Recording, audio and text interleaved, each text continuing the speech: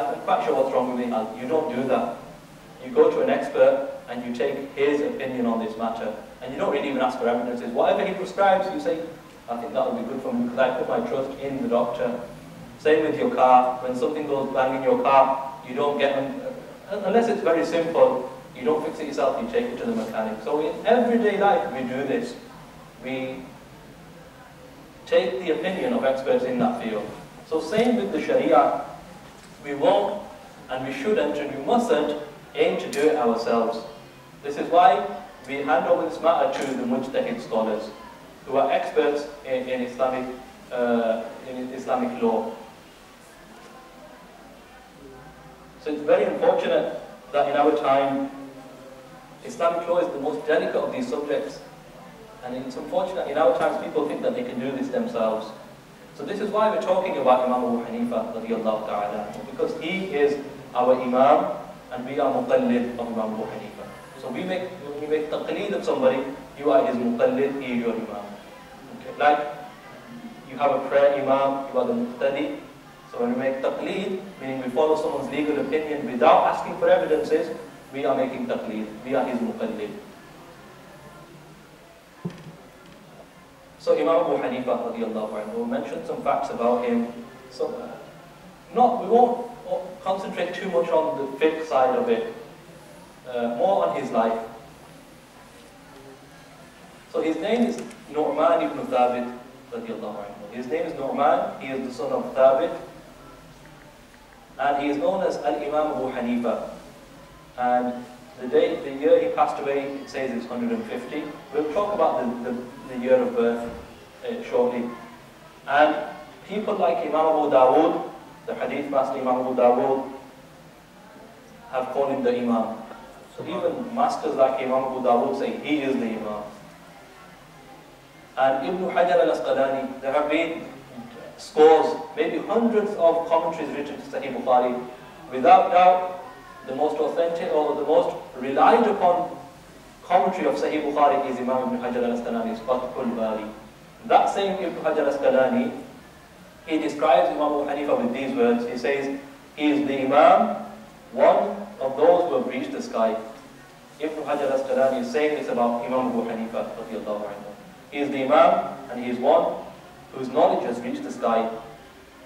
And in the Islamic world, he is known as the greatest Imam. So we say he is Imam Abu Hanifa, he is Nu'man ibn Thabit, he is Al-Imam al-A'zam, the greatest Imam. And this is not a terminology concocted by the Hanafis. This is something, the very earlier Muslims referred to him as Al-Imam al-A'zam, the greatest Imam. And his school, in fact, has the largest number of followers amongst the 4 schools of Ahlul Sunnah. There are 4 Sunni schools when we talk about fiqh, when we talk about Islamic law. There are 4 schools. The Hanafi school, which comes from Imam Abu Hanifa, and then Imam Shafi'i school is the Shafi'i school, Imam Ahmad ibn Hanbal has the Hanbali school, and Imam Malik has the Maliki school. 4 Sunni schools, and Ahlul Sunnah is confined in these 4. 4, no more. Okay? So his muqaddids are the most amongst Ahlul Sunnah. Perhaps 70% of the Sunni world is Hanafi. The whole of the subcontinent is Hanafi. So we have the whole of India, which officially they say is what, less than 20% Muslims. For unofficial figures, we know it's much more. And if you take the populations of India and Pakistan and Bangladesh, you could reach 500 million already, Muslims. And then you have Afghanistan, and then you have Eastern Europeans are Hanafi as well. And then you go to the other side of China, they are all Hanafis. Not the Iraq. So when you add up the subtotal, around 70% of the Muslim world is Hanafi. So his school is by far the largest. And he is the first of the 4 Mujtahid Imams, the first in birth. And amongst the 4 Mujtahid Imams, he is the only Tabi'i. The other 3 weren't from the Tabi'i. A Tabi'i is someone who met the Sahaba, who saw the Sahaba. And it's unanimously agreed that Imam Abu Hanifa, he met the Sahaba. Imam Abu Hanifa, he saw a Jilla Sahaba, leading Sahaba like Anas ibn Malik, radiyallahu anhu, Abdullah ibn Abi Awfa, and Sahal ibn Sa'ad, and Abu Tufail Amir bin Wathila. Some narrations say he meant 9, some say 17, some say even more. Imam Abu Hanifa, by consensus, is a tabi'i, someone who gained the company of the Sahaba. And the other 3 mujtahid imams didn't. So he's the only one who is a tabi'i amongst the mujtahideen mutlaq a'imma. And his legacy is that Imam Abu Hanifa anhu, was the first in Islam to organize the writing of fiqh under subheadings. Before him, this didn't happen. So, in chapters, to take the rulings of the Sharia and divide them into chapters. Now we take this for granted, that you have a book of fiqh, and you have a chapter of aqidah, then tahara, then salah, then zakah. Okay, you will have all of these things. But Imam Abu Hanifa radiallahu ta'ala anhu is the first to do this, to actually write the rulings of fiqh under subheadings. And it embraced the whole of the Islamic law. Every subject, every topic of Islamic law is covered by Imam Abu Hanifa and his students in the Hanafi school. And it's the most developed school of the 4. So he begins with purity, then the salah. And this order actually was retained by all of the scholars after him. Starting with tahara, then salah, and then so on. Such as Imam Malik, Imam Shafi'i. So they followed him in this. Imam Abu Dawood, even Imam Bukhari, Imam Muslim, Tirmidhi, and all of this. They followed him in this to then take rulings, put them into subject matters in this order. So all of these are actually indebted to Imam Abu Hanifa. And in fact, they are giving him a share of their reward, because the Prophet ﷺ said, and this hadith is in Sahih Muslim in Kitab al-Ilm, that man sanna fil Islam sunnatan hasanatan falahu ajruha wa ajru man amila biha. Which means he who starts something good in Islam, he who initiates or innovates something good in Islam, he has its reward. Falahu ajruha. He will get the reward, obviously, because he was the first person to do this good action, but also وَأَجْرُ مَنْ عَمِلَ بِهَا. Everyone who follows him subsequently will get the reward, and he will get the sum total of the reward of all those people, without his reward being reduced in the first place, till the Day of Judgment. And the same says whoever innovates something bad, and then he will get the sin and the sin of all those people who followed him in that.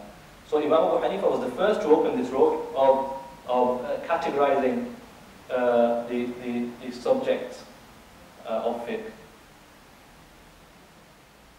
And Imam Shafi'i said something huge when he said that An-Nas, all of the people, he said An-Nas, all of the people are the children of Abu Hanifa in fiqh. Or everyone. That's not just you and I, but even the fuqaha, the jurists that came after him, they are like the children of Abu Hanifa in fiqh. And in history, they are the children of Ibn Ishaq and Imam Malik in hadith. So Imam Shafi'i is saying this about Imam Abu Hanifa. So someone that great is saying that about Imam Abu Hanifa must mean something huge. Must mean he was at a level of learning which we can only imagine. And Al-Khatib, he narrates that Imam Abu Hanifa's student Abu Nu'aym, he said about his teacher that Muslims, they should make dua to Allah on behalf of Abu Hanifa in their prayers. In every dua, we should make dua for our Imam Abu Hanifa radiallahu ta'ala. Why? Because the sunnah and fiqh were preserved through him. He preserved fiqh for us. See, we don't have to do anything now. Imagine how difficult this is, going back to tabligh, how, not difficult, impossible. It's absolutely impossible. No chance of it happening and it's not practical, and if we were to set out to do that, that's all we do all our lives. We don't have time to do anything else. Just imagine you first learn the Arabic language, and all of the associated sciences, and tafsir, and nasikh, and mansukh, and hadith, and its usul, and fiqh, and its usul. And that's just to start off. So if everyone was to do that, he would have no time for family, and friends, and for work, and for worship even. Because that's all you'd be doing. You need someone of that intelligence to do these things. So that's why we make dua for Imam Abu Hanifa radiallahu anhu in every dua that we make, because he preserved the sunnah and fiqh and Islam for us. He did all of the hard work for us, and all we have to do is now open a book, that's the ruling, we don't need to know the proofs. Because we have someone as scrupulous, as intelligent, and as pious as Imam Abu Hanifa, who did the work for us. Imam al-Zahabi, he wrote 1 volume each for the other 3 Imams, about their lives. But when he came to Imam Abu Hanifa, he said the account of Abu Hanifa would actually require 2 volumes. So the other scholars always single him out as the greatest amongst the 4. And his son Hammad, when he was washing his father's body, he also said something amazing. He said that, may Allah have mercy on you, you have exhausted whoever tries to catch up with you. So he's washing, giving ghusl to the body of his father, Imam Abu Hanifa, and he says, what have you done? You have done so much that anyone who tries to catch up with you now will be exhausted, will never catch you. Imam Abu Hanifa radiallahu ta'ala. You've exhausted anyone who tries to catch up with you. And he was scrupulously pious, extremely pious. These people, you must remember, weren't just scholars of exterior knowledge. Okay, he was a master of fiqh, but we don't know how pious he was. Imam Abu Hanifa was very pious. And for example, a person called Ibn Hubayra, he offered him to be the judge. He offered him the judgeship. And Imam Abu Hanifa refused, and he had him whipped. And like Imam Bukhari and Imam Shafi'i, they both say, Imam Abu Hanifa during Ramadan, he would make the completion of 60 Qur'ans in the month of Ramadan. We struggle to do 1 or 2. Imam Abu Hanifa would finish 60 Qur'ans in the month of Ramadan, 1 in the day, 1 in the night. And some say 61, 1 in the day, 1 in the night, 1 in Tarawih. He would be the Imam of Tarawih. Allah, 60. This is how pious these people were. You think, if he's doing that, how do they have time to do anything else? But these people, because they were so pious and so close to Allah Ta'ala, they had a lot of barakah in their time, a lot of blessing in their time, that they managed to do so much in such little time. Whereas we complain, not enough time. We don't do anything, but still not enough time. They did everything, and they still had time. This is what it's meant, barakah in time. This is why it said, near the day of judgment, that the time will go quickly. It means there will be no barakah in the time. Not that literally time, it's going quicker in the seconds, some things happen to make time go quicker. No, it means the barakah in the time. So he would recite 60 Quran besides his teaching duties and other duties. And Ibrahim ibn Rustam, he mentions that four are people, there are only 4 people, he says, that I know, that recited the entire Quran in a single raka'ah. 1 raka'ah of prayer.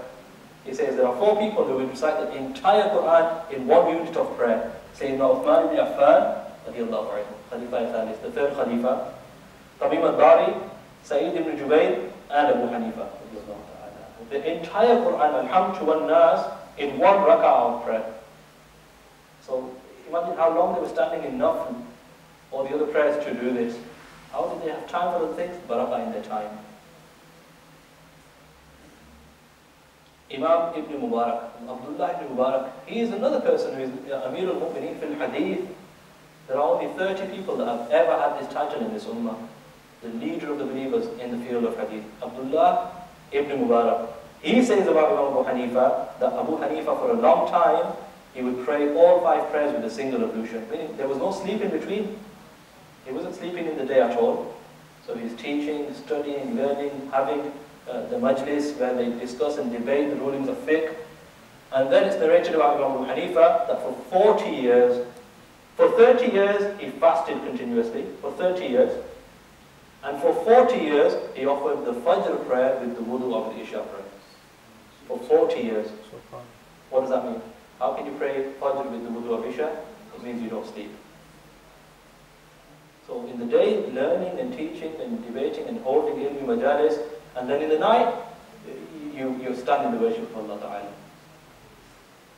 So very little time to do anything else. Imam Suyuti, radiallahu anhu, in his book, people have written whole books about Imam Abu Hanifa. Imam Suyuti is a Shafi'i Imam, a Mujtahid Shafi'i, Mujtahid Imam. But still, even being a Shafi'i, he is writing books about Imam Abu Hanifa. Like Ibn Hajar Haythami, he wrote a book, Khayratul Hisam. He was a Shafi'i, writing books about Imam Abu Hanifa. This shows the mutual love amongst the madahib, because these are secondary issues. We can differ in these things. And he relates in his book, Tabiyud al-Sahifa, that a certain visitor, he came to observe Imam Abu Hanifa, and he saw him all day in the mosque. So he comes to visit the Imam, all day he sees the Imam in the mosque, and he is teaching relentlessly. He is answering every question from both the scholars and the common people in the masjid. And he doesn't stop except to pray. And then, once he leaves the masjid, he goes home and he stands in prayer when people are asleep. And he hardly ever eats or sleeps. Even after doing this, yet he says, he was the most handsome and gracious of people. So no signs of tiredness. Again, the barakah in their lives, because of this closeness to Allah subhanahu wa ta'ala. He was the most handsome, he was the most gracious of people. And he was always alert, never tired, always alert. Day after day for a long time. And he says, in the end, I saw this for many days, and in the end, I just said, I became convinced that this was no ordinary matter. This was actually wilayah. He was a wali, he was a friend of Allah Ta'ala. For him to be able to do these things. And there is a hadith of the Prophet ﷺ, and Sayyidina Salman al-Farisi was sitting amongst the Sahaba with the Prophet, and they were discussing, and the Prophet ﷺ pointed to Salman because he was from Faras. Imam Abu Hanifa was from Faras. He was Persian descent. So the Prophet ﷺ addressed Salman, and he said, even if the knowledge of the deen, even if religious matters were to reach the Pleiades, it's a star cluster, it's a cluster of stars, even if the knowledge of the deen was in a star cluster away from the dunya, a man from his race, meaning a Persian, would even get knowledge from there and bring it down to the people. A Persian. So he was referring to Salman al-Farisi, Imam Suyuti, and other hadith scholars. In fact, there is unanimous agreement, even though they are Shafi'i, they say this must refer to Imam Abu Hanifa. The Prophet ﷺ was talking about Imam Abu Hanifa. He said, even if knowledge reached Thurayya, this word Thurayya is used a lot in Islamic literature, even if knowledge reached Thurayya, the Pleiades, the seven sisters, it's a star cluster, a man from the Persians would actually go and bring the knowledge and bring it to the people. How knowledgeable he will be. Imam Shafi'i said, knowledge revolves around three men, Malik, Al-Layth, and Ibn Uyayna, Sufyan ibn Uyayna. And Imam Zahabi commented, he said, rather no, not three people, it revolves around Al-Awza'i, Sufyan al-Thawri, Ma'mar, Imam Abu Hanifa, and Shu'bah, and the two Hammads, Hammad ibn Zayd and Hammad ibn Salam.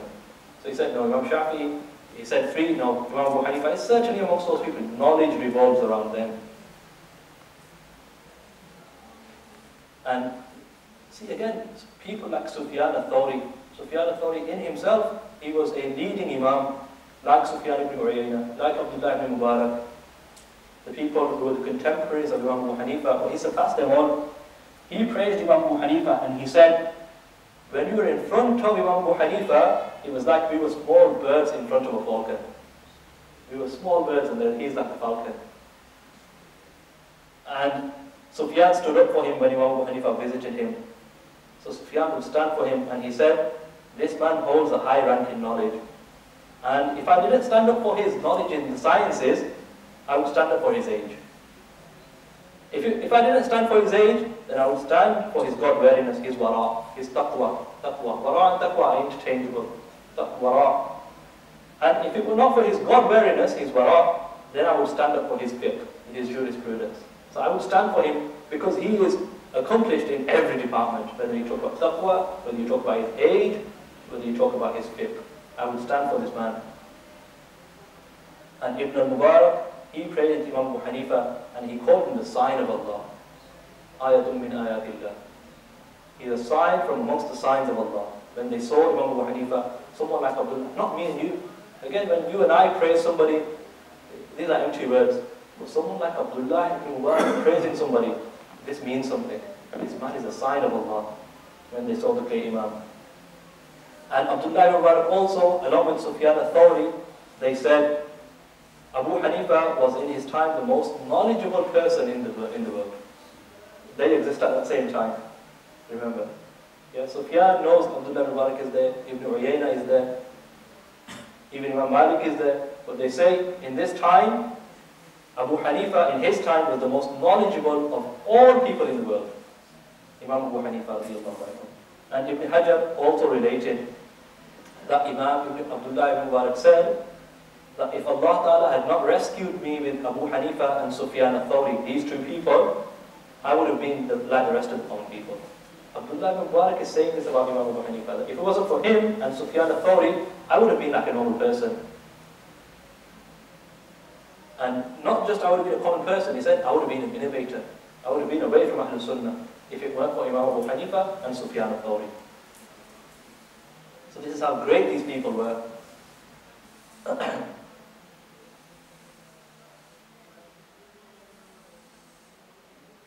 So, Imam Azam, the greatest Imam, that's what he means. He's Siraj al-Ummah. And this again, the word Siraj al-Ummah, some scholars have said the Torah, the Old Testament, it has descriptions of a person that fits Imam Abu Hanifa. And in that he is described as a light. And from there we have some people, it's Siraj al-Ummah, the sun, the light of this nation, Siraj al-Ummah. And Imam al-Azam, the greatest Imam. But he is better known. His name is, we said, not Nu'man ibn Thabit, better known as Abu Hanifa. And he was born in Kufa. Kufa is in modern-day Iraq. And a lot of the time it's narrated that he was born in the year 80 after Hijri. 80 years after the Hijrah. Okay? So only around, not even 70 years after the demise of the Prophet ﷺ. So very close in time to the Prophet ﷺ. But Mufti Sharif al-Haq Amjadi, Imam Zahid al-Kawthari, and other leading Hanafi Imams have said that he was actually, the true opinion is he was born in 70 after Hijri. Okay. Some say even earlier, 61 after Hijri. So that's Karbala time. And some say, Mufti Sharif al-Haq says in his Nuzhatul Qari that he was 70 after Hijri. The common opinion is 80, but it doesn't really matter when he was born, but there is a difference of opinion. It doesn't matter when these great people were born or when they passed away, but it's just good to know. So it's a city, the Kufa is a city in Iraq, and he was born into a family of tradespeople. And Kufa was a very early city, established by the Sahaba when they went in the Battle of Qadisiyah. After these battles, it was a garrison town. So he was established then. So he was born into a family of tradespeople. They were businessmen. And the Imam's family were of Persian origin. Farthest. Like we mentioned in the hadith, if the ilm was in the Pleiades, in the Thuraya, a man from Persian descent. He was from Persian descent. And that's why the scholars say there hasn't been anyone else who has been Persian who fits the bill. It has to be him. The Prophet ﷺ was talking about him, radiyallahu anhu. So the Imam's family were Persian origin, and some say they descended from Salman al-Farisi, radiyallahu anhu. And Imam Abu Hanifa's father Thabit is mentioned. Either his father Thabit or his father, Imam Abu Hanifa's grandfather Hammad, had met Sayyidina Ali in Kufa. And they'd given him sweets, mitai or sweets, so a sweet dish they presented to Sayyidina Ali radiyallahu ta'ala anhu, because Sayyidina Ali had shifted the capital of the Islamic Empire to Kufa. Sayyidina Ali's capital is Kufa. And when we were there recently, we saw his headquarters and the home and everything else. So Kufa was the center of the Islamic world at the time and thereafter, of Islamic learning. Even in the time of Imam Bukhari, in the year 256 Hijri, when he passed away, Kufa was the center of Islamic learning. So imagine in the time of Imam Hanifa, how much learning was there, where the Sahaba were around. Yeah? And say 1500 Sahaba passed through Kufa, 1500. So Kufa was the center of learning. So they presented the sweet dish to Sayyidina Ali, and then he did dua. He did dua for them and their progeny. That Allah Ta'ala bless you and your children. And the scholars say that Imam Abu Hanifa is a result of this dua. Sayyidina Ali, obviously Sayyidina Ali doing dua for you is going to have an effect. And you will have, and that's why you have a son like Abu Hanifa. Some scholars say he was a result of this dua. And we've mentioned the hadith, if the religion were at the Pleiades, someone from the Fars would get it from there. So Kufa, at the time of the Imam's birth, was the center of knowledge and learning, and many of the companions had taken residence in Kufa. So it's very hard to imagine that Imam Abu Hanifa didn't see the Sahaba. The scholars have mentioned that he certainly did. Okay, but just for argument's sake, you know, if you're a Muslim and you're a Muslim scholar and people flock towards you and you know there's a Sahabi in town, wouldn't you go there? Even if, look, for us, for example, someone said to you, let's say you live in Manchester and someone like Sayyidi Ala is coming to your city, but you sit at home, you definitely flock to see this person. So it's very hard to imagine that Kufa, which had so many Sahaba coming there at the time of Abu Hanifa, and he wouldn't go to see them. Doesn't make sense, doesn't add up. So due to the presence of all these venerable people, there was a lot of interest in Kufa at the time, in hadith and riwayah. And in every house in Kufa, practically every house in Kufa, it was a center of disciples and learning. At first, to begin with, the Imam wasn't a student of knowledge. Okay, we said his family were tradespeople, and he was a businessman who traded in silk, in clothing. Okay, so that was his business, and it was a very huge business where he would, you know, hundreds of thousands of dirhams, tens of thousands of dirhams he would exchange daily. It was a big business for him. However, by coincidence, so one day, Imam Sha'bi, he passed by Imam Abu Hanifa. He passed him by, maybe he was at the shop, or maybe he saw him on the street. He was a great scholar. Imam Sha'bi was a great scholar from amongst the Tabi'in. And he saw Imam Abu Hanifa, and obviously these people have insight. Okay, they have what we call the firasa. Okay, the spiritual eyes. And the Shaykh, Imam Sha'bi, called Imam Abu Hanifa, and he mistook him for a student. He thought he's a student. He thought Abu Hanifa is a student. And so Imam Abu Hanifa is walking along. So where are you going? Imam Abu Hanifa said, I'm going to see such and such a merchant about my business. So Imam Sha'bi thought he was going to a madrasa. And he said, I meant to ask, Imam Sha'bi said, I'm meaning to ask you, whose class do you attend? Imam Sahib said, nobody's, regretfully. He was regretfully saying, nobody, I don't attend anybody's, I'm not a student of knowledge. Imam Sha'bi said, but I see the signs of intelligence in you. You should sit in the company of learned men. You should sit in their company. And Imam Abu Hanifa says, my world was revolutionized by this. So we owe a lot to Imam Sha'bi as well. Imagine he hadn't said that and this didn't happen. You know, this chance meeting, that you should study. I see this sign of intelligence in you. After this encounter, the Imam began his quest for knowledge. Imam Abu Hanifa, he acquired knowledge, it's mentioned, from 4,000 teachers. 4,000 shuyukh he has. And the most prestigious men of the time, and whose sanad, whose chain of transmission went all the way back to the Prophet ﷺ. And he, like we mentioned, he met some of the Sahaba, Anas ibn Malik, Abdullah ibn Abi Awfa, Sahal ibn Sa'ad, and so he was a Tabi'i, like we mentioned. But his major shaykh, who he spent at least 18 years with, was Imam Hammad ibn Sulaiman. Imam Abu Hanifa was 22 years old. Yeah, at the age of 22, he wasn't a student of knowledge. So if someone here is thinking, I'm 25, I'm 30, I'm 35, 40, how can I study? Someone like Abu Hanifa was 22 and he wasn't a student by then. Do you understand? So this is for us, it's for me and for you to think, if Imam Abu Hanifa comes, you know, he wasn't a student from an early age. Like we talk about Al-Azhar, qualified Mufti at 13. It wasn't always the case. Someone far, far greater than Al-Azhar, Abu Hanifa, wasn't a student till he was 22. So why is it too late for me and you? It's never too late. So he was 22, he joined his circle at the age of 22, Imam Hammad. And Imam Abu Hanifa studied with his shaykh till the shaykh's demise. And after the shaykh's demise, because he was such a leading scholar, people talked about who should replace him, and Imam Abu Hanifa was chosen to take over the majlis at the age of 40. So from the age of 22 to the age of 40, 18 years, he studied with his teacher, and then he took over this majlis of Imam Hammad.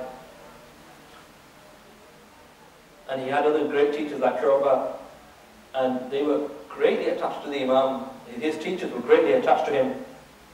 And they would say, so a teacher saying about the student, just as I know that the sun is bright, I know that learning and Abu Hanifa are doubles of each other. So just as we can not deny that the sun is bright, You cannot deny Abu Hanifa and learning, they are just doubles of one another. They go together. And the Imam's quest for knowledge took him to various different places, and it said that he performed 55 Hajj. 55 times the Imam visited the holy sanctuaries, Haramain and Haramain Sharifain. And again, Mecca was also obviously a center of learning. A lot of hadith masters were in Mecca, and who had access to who had seen the Prophet ﷺ and his Sahaba, and they had their own schools there. So Imam Abu Hanifa travelled to seek hadith.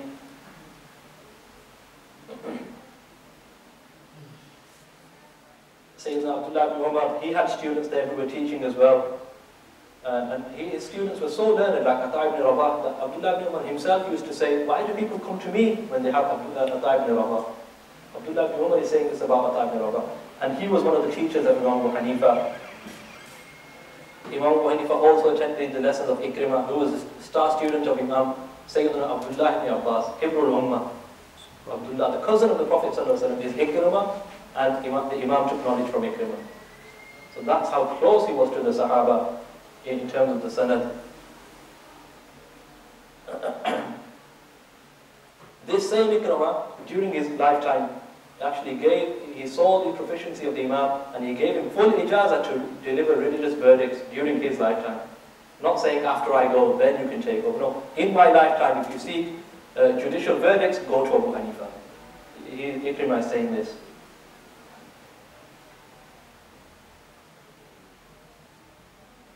And many well-known shuyukh have narrated from Imam Abu Hanifa, like Sufyan al-Thawri, Abdullah ibn Mubarak, Hamad ibn Zayd, Imam Abdul Razak.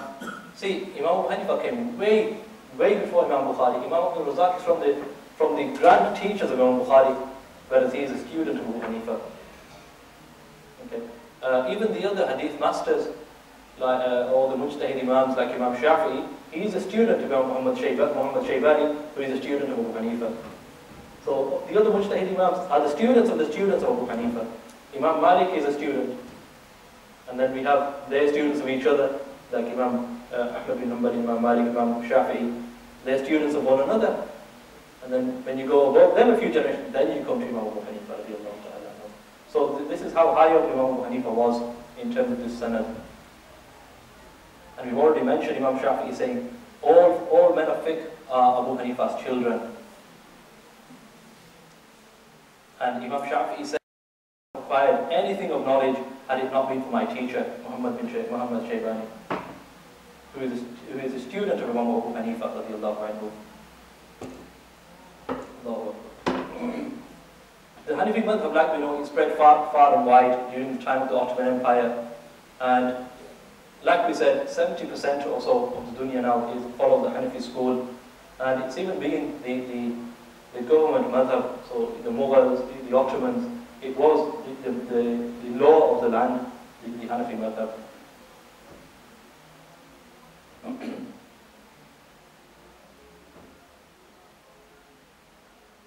Okay, we've probably got 7 minutes till the Azam. And this is nowhere long enough to talk about the Imam. There's so much to cover of his life.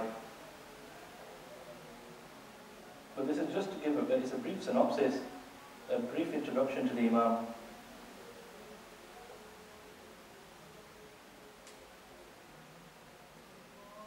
So Abu Hanifa, where does this come from? The scholars mention a few reasons for this. Hanifa is the feminine of Hanif. Okay, it is the ta'neef of Hanif, which means someone who performs a lot of worship, someone who does a lot of ibadah.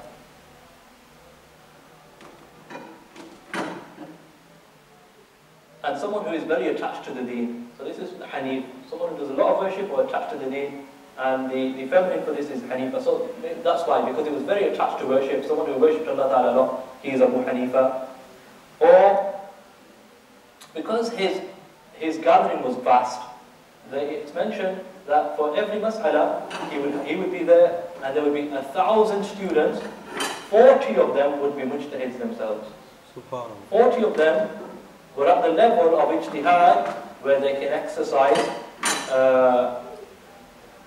derivation of laws directly from the Quran and Sunnah themselves. 40 of them amongst the 1,000 students were mujtahids themselves. And imagine Abu Hanifa is sitting there as the teacher, 40 are mujtahids, 1,000 students, they would debate the issue. So the gathering was vast. So because the gathering was vast, and his students would bring writing instruments and paper with them. And for the Iraqis, the pen and the inkpot, they refer to this as Hanifa. They call this Hanifa. So because all the students who would bring something to write with and something to write on, this is called Hanifa. So this is why he is called Abu Hanifa. Okay. Not that he had a daughter called Hanifa. He only had one son, Hamad. He didn't have any daughter. Allah says he had no daughter called Hanifa. These are the reasons he is called Imam Abu Hanifa. So I've already mentioned at this point that Mufti Sharifullah Kamjadi prefers 70 after Hijri for his birth. 70 to 150 after Hijri. And it's also interesting that Imam Abu Hanifa passed away in the year 150 Hijri, and that's when Imam Shafi'i was born.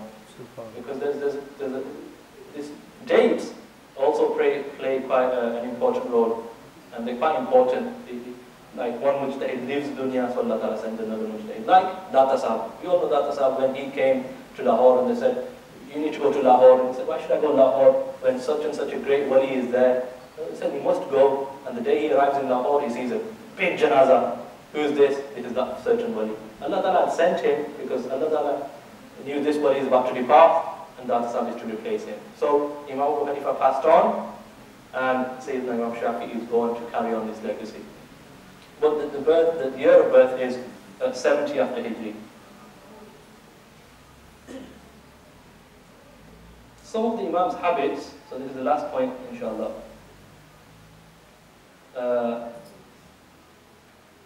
Abu Hanifa was of medium height, so moderate medium height, very beautiful, very handsome, very well spoken. He was very well spoken, and Abu Nu'aym, he narrates that Imam Abu Hanifa, he was very beautiful and his clothing was always good, so he dressed well, and he would always apply the itr and the perfumes. He smelled very nice, okay, always, and his gathering was also very good. So his clothing and his handsomeness and the smell and the gathering, everything about him was good. And he would be especially kind to the poor people. He was very generous to them. It said that he would make profits, vast profits, and as soon as he had made enough that suffices, the rest he would give away as sadaqah. He would give it away and wouldn't charge extortionate fees, extortionate profits. So once a lady comes and she decides to buy a cloth from the Imam, and she's selling it, and she says, you can have this for such and such an amount. Imam says, no, it's worth more than that. She said, you're not having a laugh, are you? You're buying this off me, you should be reducing the price. If the Imam says, no, it's worth 100. She says, 100. He says, no, I think it's 200. 200 goes to 3, goes to 4. She says, you're definitely having a laugh now, you're messing about with me. As a buyer, why do you want to increase the price? And then someone passes by and he checks the cloth. This is worth, she didn't know. She didn't know this is a very good cloth. Someone passes by and says, this is worth 500. So the Imam gives her 500 dirhams. Okay, in another time, a lady comes and he sells her the cloth for 4 dirhams only. She says, why are you selling it so cheap? 4 dirhams. The Imam says, look, I bought 2. The first one I've sold, and I only need to make 4 more dirhams to make the profit that I wanted to make. So I'll give you this a lot cheaper. The last incident, which shows the taqwa of the Imam, once in Kufa, it was the news spread that a goat has been stolen. Someone has stolen a goat. So what does the Imam go and do? The Imam finds out what the average age of a goat is, how long do they live, and it was said to him about 7 years they live. Maximum they live for 7 years. For 7 years, the Imam didn't eat goat meat. Because the goat was stolen, maybe the goat I'm eating is that goat. The Imam didn't eat, for 7 years didn't eat that meat. So now he knows that goat, 7 years is the age of goats, he must be dead, then he starts to eat the meat of goat. So this is how close these people were to Allah. We're very fortunate to be the muqallids of such an Imam. And inshallah, we can do more lessons on Taqleed and the Imam in future as well, inshallah.